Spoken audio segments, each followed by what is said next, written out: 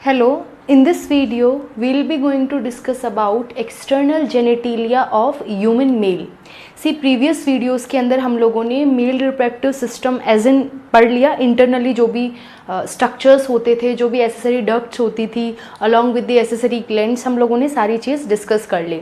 Now in this video हम लोग क्या डिस्कस करेंगे? एक्सटर्नल जेनेटिलिया स्ट्रक्चर्स को हम लोग, ये तो सारा इंटरनल स्ट्रक्चर है जो भी हमने पढ़ा कि कौन कौन सी डक्ट लेके आती हैं, दैट वो जो स्ट्रक्चर है we can't see that structure, है ना. एज इन हम अगर मॉर्फोलॉजिकल बात करें तो जो अभी तक हमने इससे पहले जो स्ट्रक्चर पढ़ा वो एज इन हम नहीं देख सकते. अलॉन्ग विथ टेस्टिस भी हम लोग को नहीं दिखते because they are covered in that pouch like structure that is scrotum. So जो एक्सटर्नली जो अपीयरेंस, जो एक्सटर्नली दिखने वाली जो चीज़ है वो क्या होती है? External genitalia. So in case of male the external genitalia is termed as penis. what we call it penis. And along this penis, along the whole length, a tube is, एक जो ट्यूब है, जो duct है वो run करती है from backward to forward direction, और उसको हम बोलते हैं यूरिनोजेनाइटल ट्रैक्ट, जिसके बारे में हमने डिस्कस किया था, that is urethra. See now अगर हम लोग बात करें एक्सटर्नल जेनेटिलिया की तो ये सिलेंड्रिकल होता है, muscular, even you have to say that it is highly muscular and erectile tissue.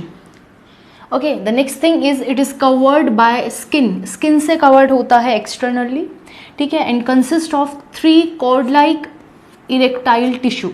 Erectile tissue means ऐसा टिश्यू जो हाईली सप्लाइड बाय, वो बहुत ज़्यादा सप्लाई, उसको बहुत ज़्यादा उसके अंदर वस्कुलर टिश्यू होता है. मीन्स उसके अंदर बहुत ज़्यादा आर्टरीज और वेन्स होती हैं, और आर्टरीज एंड वेन्स के अंदर जब फ्लो इंक्रीज होता है देन ये जो टिश्यू है वो इरेक्ट होता है, इरेक्टाइल होता है, ठीक है, इरेक्ट होता है. दैट्स वाई इस टिश्यू को हम लोग इरेक्टाइल टिश्यू बोल रहे हैं, ठीक है. जो टिश्यू क्या शो करे?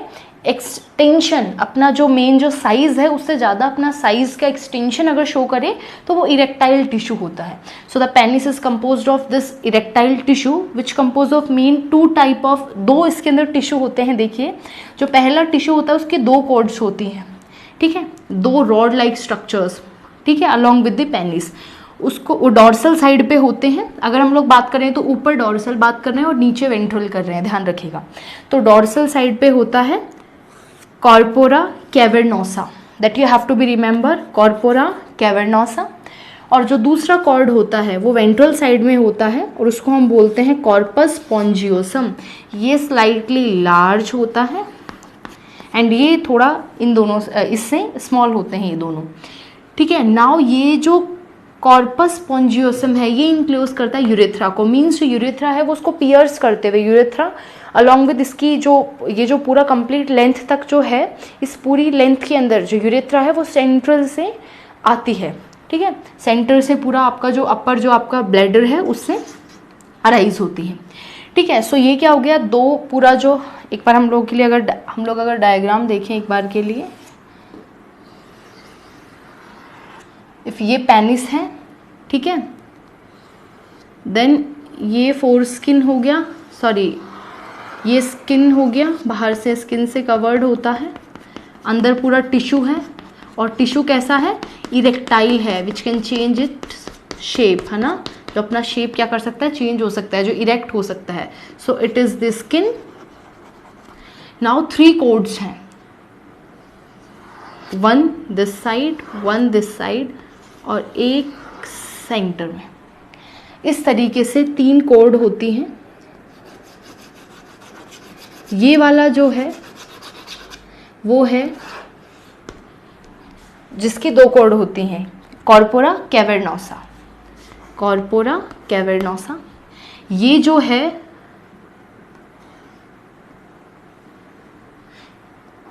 ये है हमारे पास दूसरा वाला cord, that is corpus spongiosum. It's okay.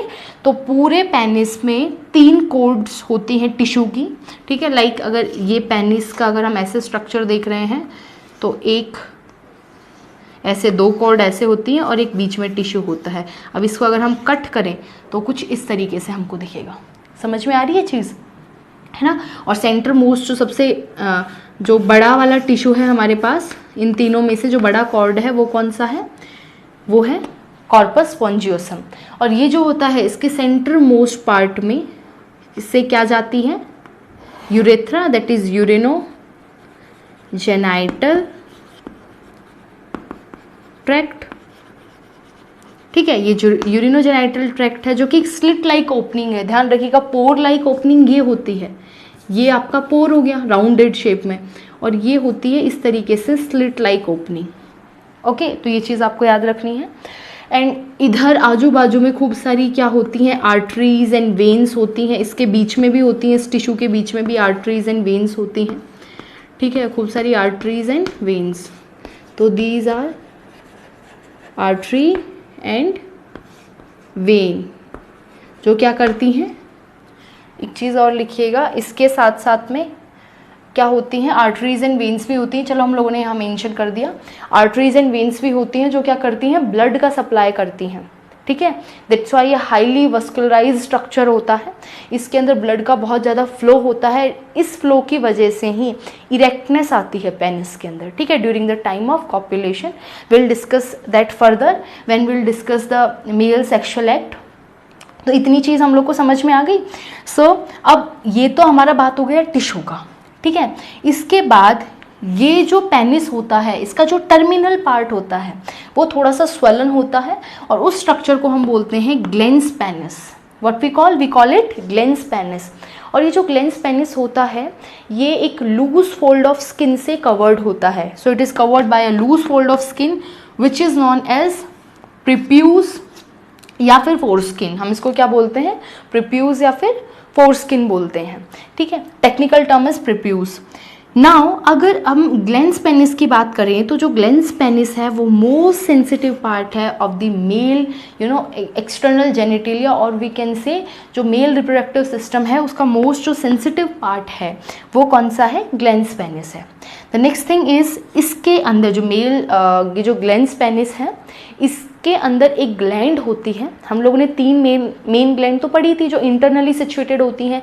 इसके अलावा एक्सटर्नल जेनिटेलिया में एक और ग्लैंड होती है जो आपको याद रखनी है, और उस ग्लैंड का नाम क्या होता है, टाइसॉन भी आप उसको बोल सकते हो, और द नेम बिहाइंड इसको हम प्रीप्यूज बोलते हैं, इसलिए इसको प्रीप्यूटियल ग्लैंड भी बोलते हैं। ओके, प्रीप्यूटियल ग्लैंड और we can say Tyson. Tyson is more technical. तो इसमें जो ग्लैंड होती है दैट इज प्रीप्यूटियल ग्लैंड और टाइसन ग्लैंड, जो एक क्या होती है, मॉडिफाइड सबिशियस ग्लैंड है। देखो हमारे डिफरेंट टाइप्स की ग्लैंड होती हैं बॉडी में, हम उनको डिवाइड करते हैं as an on the basis of कि वो सीक्रेशन कैसा कर रही हैं। तो सीक्रेशन के बेसिस पे एक ग्लैंड होती है दैट इज सबिशियस ग्लैंड, है ना, जो सीबम रिलीज करती है। Sebum is mucus like structure होता है, थिक चिपचिपा स्ट्रक्चर होता है म्यूकस लाइक, उसको हम सीबम बोलते हैं। तो जो ग्लैंड सीबम रिलीज करती है एज इन सीक्रेशन उसको हम लोग क्या बोलते हैं, सेबेशियस ग्लैंड बोलते हैं। ओके, और ये जो आपका टाइसन ग्लैंड है, ठीक है, या प्रीप्यूटियल ग्लैंड है, ये क्या सीक्रेट करता है, सीबम, और इस सीबम को स्पेशल नाम हम देते हैं दैट इज स्मिग्मा। क्या बोलते हैं हम इसको, स्मिग्मा। ये चीज़ ध्यान रखनी है आपको। स्मिग्मा जो होता है वो थिक म्यूकस लाइक स्ट्रक्चर, है ना, सीबम लाइक स्ट्रक्चर होता है जो ड्यूरिंग कॉपुलेशन रिलीज होता है, to lubricate the female passage. मैंने बोला था फीमेल पैसेज को ल्यूब्रिकेट करने के लिए एक तो ग्लैंड हमारे पास कॉपर्स ग्लैंड होती है जो थिक म्यूकस सब्सटेंस रिलीज करती है। इसके अलावा एक और ग्लैंड होती है जो एक्सटर्नल जेनिटेलिया में होती है दैट इज दिस टाइसन और प्रीप्यूटियल ग्लैंड।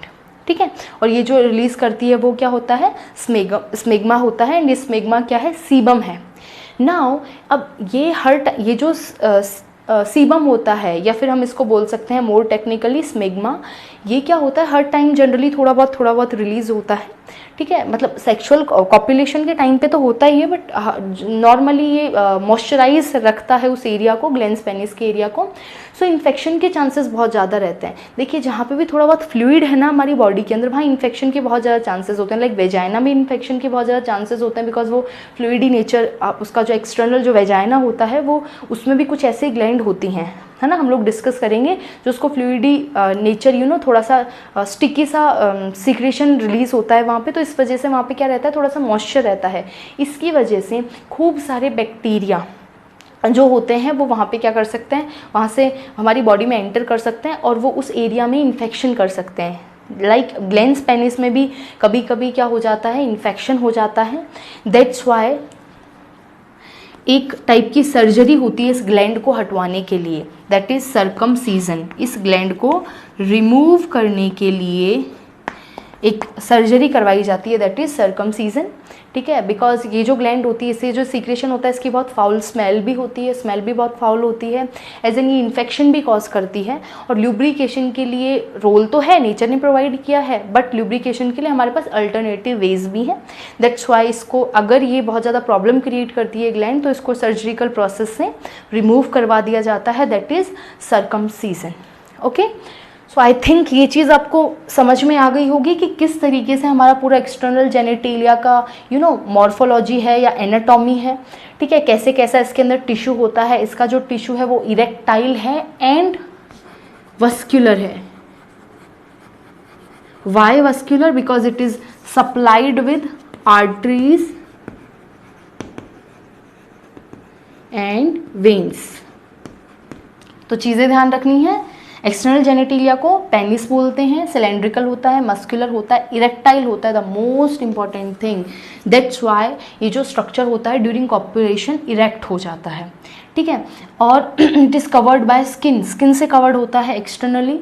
ठीक है, इसके अंदर 3 कॉर्ड्स होती हैं और 2 टाइप का टिश्यू।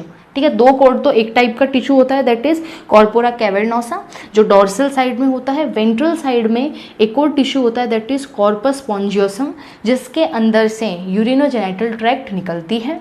ठीक है, टर्मिनल जो एंड होता है वो थोड़ा स्वेलन होता है, दैट इज ग्लैंस पेनिस। और ग्लैंस पेनिस जो होता है वो कवर्ड होता है फोल्डेड स्किन के स्ट्रक्चर से, जिसको हम लोग बोलते हैं प्रीप्यूस या फिर फोर स्किन। प्रीप्यूस भी बोल सकते हैं, फिर फोर स्किन भी बोल सकते हैं। और ये मोस्ट सेंसिटिव पार्ट होता है। ठीक है, यहाँ पे एक ग्लैंड होती है, टाइसन ग्लैंड।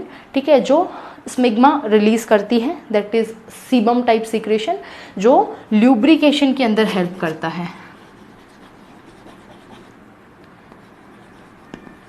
किसके अंदर हेल्प करता है? Lubrication of female passage. ठीक है, तो इस तरीके से we had completed glans penis. Okay, now will discuss something, कुछ और भी चीज़ें हम लोग मेल सेक्सुअल एक्ट डिस्कस करते हैं कि किस तरीके से इरेक्शन ऑफ पेनिस होता है।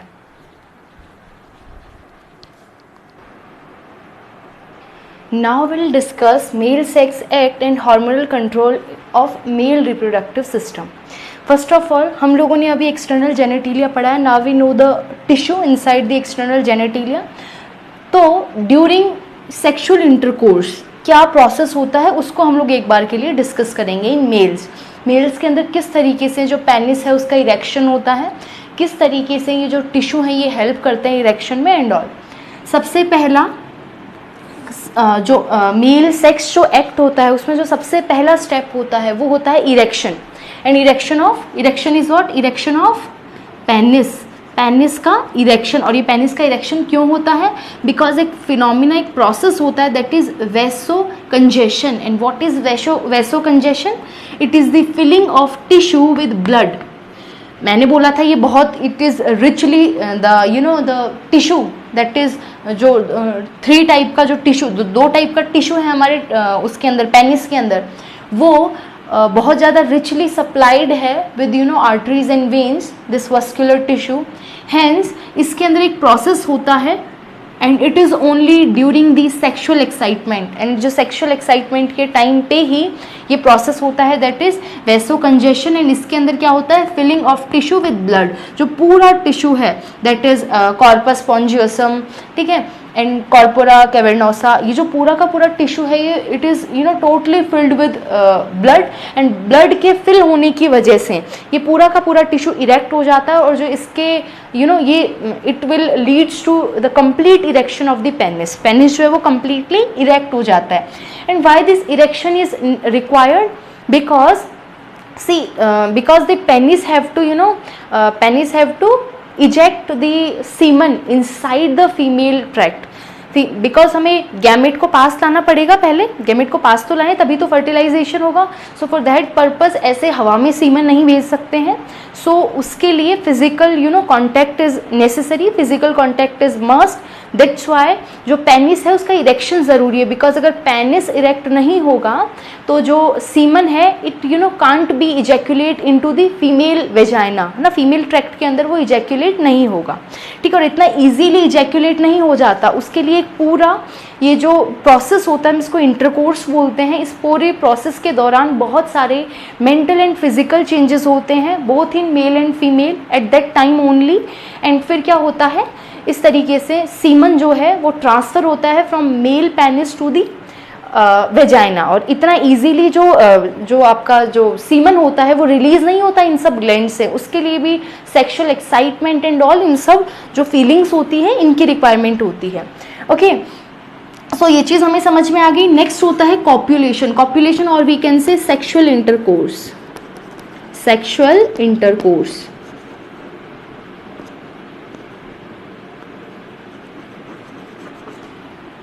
ठीक है।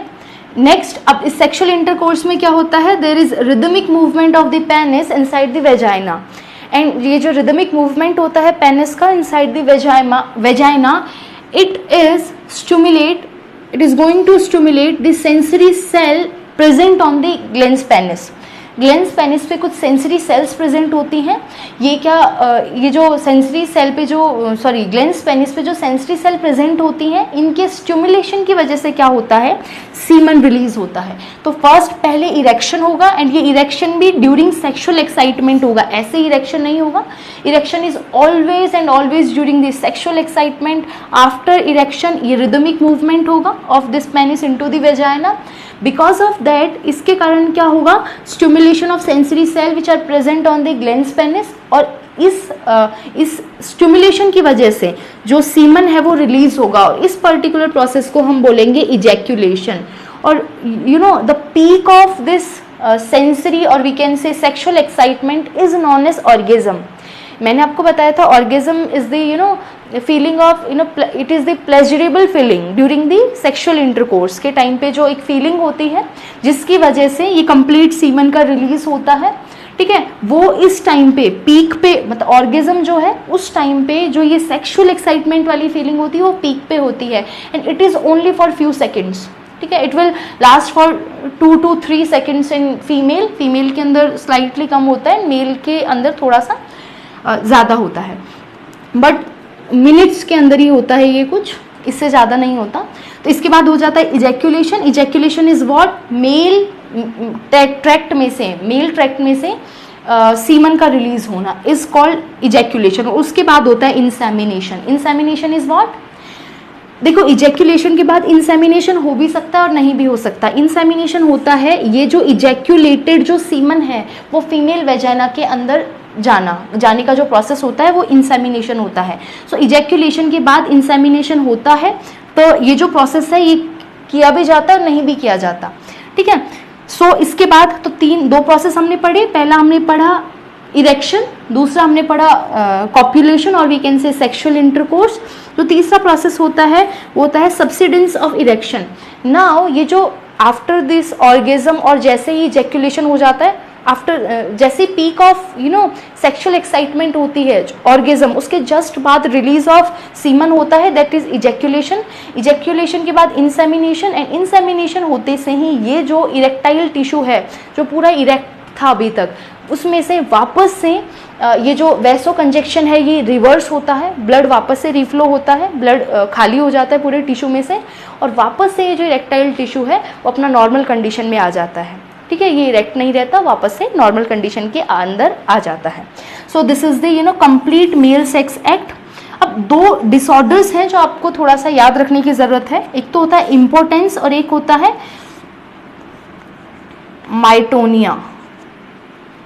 ओके, इम्पोर्टेंस क्या होता है, देखिए ये जो इरेक्टाइल टिश्यू होता है for erection of the penis.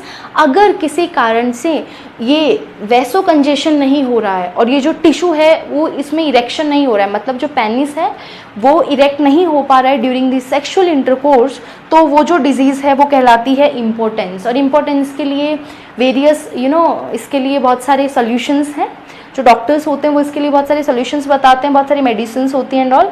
Next है मायोटोनिया। मायोटोनिया क्या होता है? Extra erection of the penis. अगर पेनिस ज़्यादा स्टिफ और ज़्यादा इरेक्ट हो जाए तो वो भी हर चीज़ का कम और ज़्यादा दोनों बैलेंस कंडीशन में रहना चाहिए। बहुत कम चीज़ भी हमारे लिए हार्मफुल है और ज़्यादा चीज़ भी हार्मफुल है।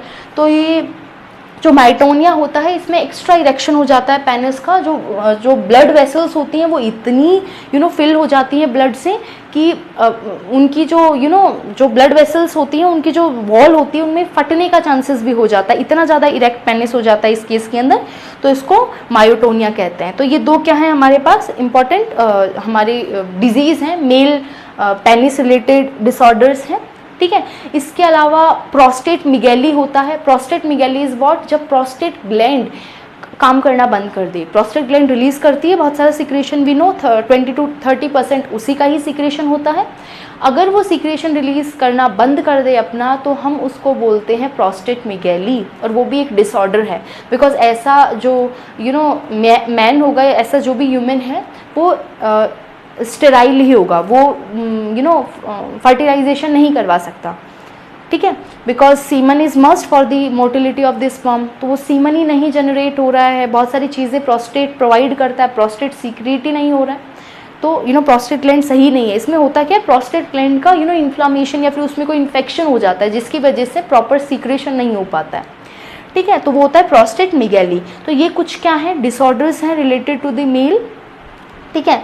अच्छा, इसके अलावा देखिए जो कुछ मैमल्स होते हैं लाइक रोडेंट्स, है ना, ये जो रैट वगैरह या फिर कुछ और रोडेंट्स जो होते हैं, इनके अंदर क्या होता है, पेनिस को इरेक्ट करने के लिए एक स्पेशल बोन भी इनके अंदर प्रेजेंट होती है इन पेनिस। हमारे अंदर हमारा मतलब जो मेल के अंदर जो पेनिस है उसके अंदर कोई बोनी स्ट्रक्चर नहीं होता, it is all muscular tissue. But in case of some mammals like rodents, they are having a special bone in their penis for the extra erection, और वी कैन से उनको erection is ज़्यादा stiffness के लिए penis की जो bone होती है वो होती है बैक्यूलम। ये चीज़ भी याद रखिएगा, baculum is the bone for the extra erection or we can say stiffness of the penis. Okay, so till here we had completed our external genitalia और किस तरीके से पूरा sperm तक का हम लोगों ने कि किस तरीके से sperm और semen we can say release होता है, ये हमने पढ़ लिया है। Now अब हम स्टार्ट कर रहे हैं hormonal control of the mail reproductive system. अब ये ऐसी चीज़ें काम नहीं होती कि बच्चा पैदा हुआ एंड हाँ जब उसका मन होगा it can start this intercourse, and ऐसे नहीं होता। एक एज होता है, आप पहले जुवेनाइल फेज में हैं, फिर आप रिप्रोडक्टिव, अभी सारा जो ह्यूमन रिप्रोडक्शन पढ़ रहे हैं ये एक रिप्रोडक्टिव फेज में है, ठीक है। तो होता क्या है, ड्यूरिंग प्यूबर्टी जो हाइपोथैलेमस है, it is always during puberty, ये चीज़ ध्यान रखिएगा, प्यूबर्टी के टाइम पे ही होगा। हाइपोथैलेमस हमारा एक ग्लैंड होता है जो हमारे ब्रेन में प्रेजेंट होता है, इफ़ यू नो आपने 10th क्लास में पढ़ा होगा। ये रिलीज करता है GnRH, that is gonadotropin releasing hormone. Please इसको लिख लीजिए, I am not having any space so I hadn't, मैंने इसको नहीं लिखा है तो आप इसको मेंशन कर लीजिए। GnRH is gonadotropin releasing hormone. Okay, ये जो गोनेडोट्रोपिन रिलीजिंग हार्मोन है ये एक्ट करता है किस पे, anterior pituitary.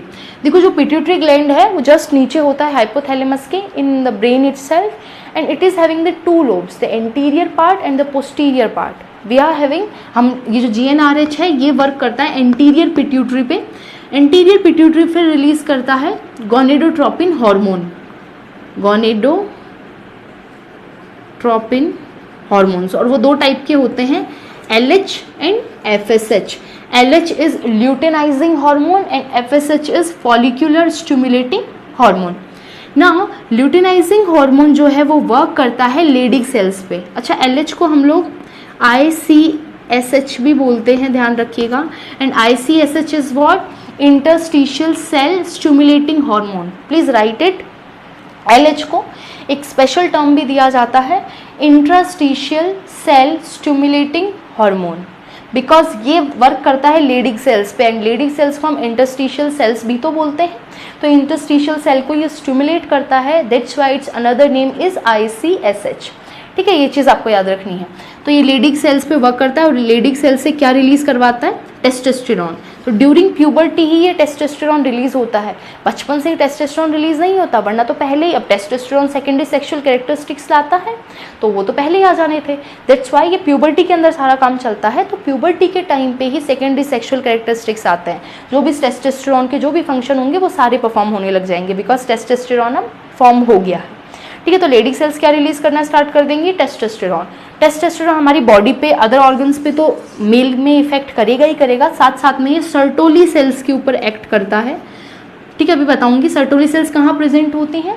Inside your seminiferous tubule, seminiferous tubule के अंदर नर्सिंग सेल्स होती हैं। Sertoli cells they help in the formation of sperm, sperm की फॉर्मेशन के अंदर जो हेल्प करती हैं। ठीक है, तो ये जो सर्टोली सेल्स के ऊपर एक्ट करता है। एंड अब दूसरा, तो LH की हमने बात कर ली। दूसरा हार्मोन रिलीज होता है follicular stimulating hormone. Follicular stimulating hormone जो है वो एक्ट करता है सर्टोली सेल्स पे। सर्टोली सेल्स इन टर्न क्या करती है? स्टिमुलेट करती है स्पर्मेटोजेनेसिस को। Spermatogenesis what? Formation of sperm, sperm के फॉर्मेशन को स्टिमुलेट करती है। तो जैसे ही सर्टोली सेल्स को मैसेज आता है FSH आ गया, ये फटाफट से क्या करने लग जाती है? स्टिमुलेट करती है स्पर्मेटोजेनेसिस को। वो जर्मिनल एपिथेलियम है, उसके अंदर चेंजेस होने लगते हैं, मियोसिस होगी और फिर स्पर्म बनने लग जाएगा। दूसरा ये एक और हार्मोन रिलीज करती है, दैट इज इनहिबिन। इनहिबिन जो होता है, अब देखो ये तो सारा पॉजिटिव काम चल गया ये जो सारा काम चल रहा है वो पॉजिटिव काम चल गया, पॉजिटिव फीडबैक कि हम किसी भी चीज़ को स्टिमुलेट कर रहे हैं। अब इनहिबिट भी करना ज़रूरी है, बिकॉज अगर all the time LH and FSH release होता रहा तो बहुत सारा स्पर्म फॉर्मेशन हो जाएगा, बहुत सारा बॉडी के अंदर टेस्टोस्टेरोन बन जाएगा, और इतना टेस्टोस्टेरोन की रिक्वायरमेंट ही नहीं है। जितनी रिक्वायरमेंट है उतना ही बनना चाहिए। तो नेचर ने एक इनहिबिटरी फीडबैक मैकेनिज्म भी दे रखा है कि जो सर्टोली सेल्स है वो रिलीज करती इनहिबिन, और ये जो इनहिबिन रिलीज होता है ये ब्लड से पहुंचता है हाइपोथैलेमस के पास। जैसे ही पता चलता है कि इनहिबिन आ गया है, मतलब ये रोक देता है GnRH को रिलीज करना। GnRH को रिलीज करना बंद कर देता है जैसे ही इनहिबिन की प्रेजेंस देखता है इन द ब्लड। ब्लड के अंदर इनहिबिन तभी आता है जब वो बताना चाह रहा है कि बस बहुत हो गया, रोक दो, काफ़ी स्पर्म हो गए, अब नहीं चाहिए। ठीक है, दूसरे केस में इधर टेस्टोस्टेरोन भी अपना इनहिबिटरी इफेक्ट शो करता है। जब बॉडी के अंदर, ब्लड के अंदर बहुत ज़्यादा टेस्टोस्टेरोन दिखने लगता है तो वो एक्ट करता है हाइपोथैलेमस पे और GnRH को इनहिबिट करता है। तो हाइपोथैलेमस क्या करेगा? GnRH को रोकेगा। दूसरा ये डायरेक्ट पिट्यूटरी के ऊपर भी इफेक्ट करता है, तो पिट्यूटरी गोनेडोट्रोपिन रिलीज करना बंद कर देती है, that is LH and FSH। तो दोनों पे यार एक ना सुने तो एक तो सुन ले, ऊपर वाला नहीं सुनेगा नीचे वाला सुन लेगा। हमें तो अल्टीमेटली इसको रिलीज नहीं करवाना, और इसको इन दोनों को रिलीज कौन कर रहा है? ये कर रहा है। ठीक है, तो ये एंटीरियर पिट्यूटरी को भी बंद करवाने की कोशिश करता है, हाइपोथैलेमस को भी बोलता है तुम भी जो रिलीज कर रहे हो वो बंद कर दो। तो चीज़ें समझ में आई? ध्यान रखना, इनहिबिन सिर्फ हाइपोथैलेमस पे वर्क करता है, जबकि testosterone works on both the hypothalamus and the anterior pituitary. चीज़ समझ में आई? तो इस तरीके से हमारा पूरा पिट्यूटरी में पूरा जो स्पर्म फॉर्मेशन है, सेकेंडरी सेक्सुअल कैरेक्टरिस्टिक्स हैं, इनका फंक्शन इस तरीके से चलता है पूरा रिप्रोडक्टिव सिस्टम। जब ज़रूरत होती है तो स्पर्म फॉर्म होते हैं, नहीं होते हैं तो एक फीडबैक लूप चलता है, मना करता है कि रुक जाओ, हाइपोथैलेमस ज़्यादा एक्साइट होने की ज़रूरत नहीं है, बहुत स्पर्म हो गए, नहीं चाहिए। ठीक है, इतना। तो इस तरीके से पूरा क्या चलता है, ये मैकेनिज्म चलता है। So till here we had completed all the parts of male reproductive system. So now we are completed with male reproductive system. हमने male reproductive system पूरा पढ़ लिया है। ठीक है, अब फीमेल रिप्रोडक्टिव सिस्टम पढ़ेंगे from the next video, and then हम लोग फीमेल रिप्रोडक्टिव सिस्टम पढ़ने के बाद इन दोनों का गैमेटोजेनेसिस पढ़ेंगे। अभी तो हम लोग ऑर्गन देख रहे हैं, अब ऑर्गन के अंदर गैमेटोजेनेसिस देखेंगे, मेल के अंदर एंड फीमेल के अंदर, एंड देन फिर fertilisation and post fertilisation changes will see. Okay, so I hope ये आपको समझ में आया होगा। प्लीज़ इसको नोट कर लीजिए ज़रूर, ये थोड़ा हाई लेवल है, ध्यान रखिएगा। चीज़ें थोड़ा सा है, यहाँ से क्वेश्चन ज़रूर आएंगे, बट यहाँ का श्योर नहीं है कि क्वेश्चन आते हैं नहीं आते हैं, बोर्ड में तो बिल्कुल नहीं आते हैं, because it is the extremely high level. But ये चीज़ें आपको पता होना चाहिए बेटा, एज एन ह्यूमन बींग हम लोग चीज़ें हमें बाहर से पता चलें, इंटरनेट वगैरह से हम देखें, इससे अच्छा हमारे टीचर हमें बताएं वो चीज़ बेस्ट होती है। तो ये चीज़ आपको पता होना चाहिए कि किस तरीके से, बिकॉज इससे रिलेटेड जो बहुत डिजीज़ होती, अभी तो ये चीज़ें काम नहीं आएंगी, but when you are going, और व्हेन यू, जब आप कोई हाई एग्ज़ाम देंगे, अच्छे अच्छे एग्ज़ाम देने आपको आगे ज़िंदगी में, सिर्फ नीट ही नहीं है, नीट तो काफ़ी छोटा लेवल है बेटा, हर कोई इंसान नीट नहीं देगा, उसको बहुत सारे एग्ज़ाम, नेट भी है आगे एक हायर लेवल ऑफ एग्ज़ाम, जो आप प्रोफेसर, आपको गवर्नमेंट प्रोफेसर बनने में हेल्प करते हैं। तो साइंटिस्ट वाला जो भी है, जो भी रिसर्च पर्पस है, तो उसके अंदर आपको ये चीज़ें बिल्कुल पता होना चाहिए। अगर आप ह्यूमन डेवलपमेंट में जाना चाहते हैं तो ये चीज़ें आपको पता होना चाहिए, ठीक है। तो मैं ऐसा नहीं कह रही कि बिल्कुल रट लो, ठीक है, एज एन इंटरेस्टिंग फैक्टर है, अगर आपको समझ आता है तो बहुत बढ़िया। इफ़ यू आर नॉट आप इसको नहीं ग्रैस्प कर पा रहे हो, नहीं समझ में आ रहा है, तो फिर छोड़ दीजिए, एक प्रोसेस पता होना चाहिए कि अच्छा ऐसे होता है। Okay, so in the next video we are going to start with female reproductive system. और प्लीज़ एनसीईआरटी पढ़िएगा, एनसीईआरटी अपना बेस रखिए, मैं बार बार बोल रही हूँ, एनसीईआरटी को स्किप मत करना, मैं बार बार बोल रही हूँ, पढ़िए और डायग्राम ड्रॉ कीजिए।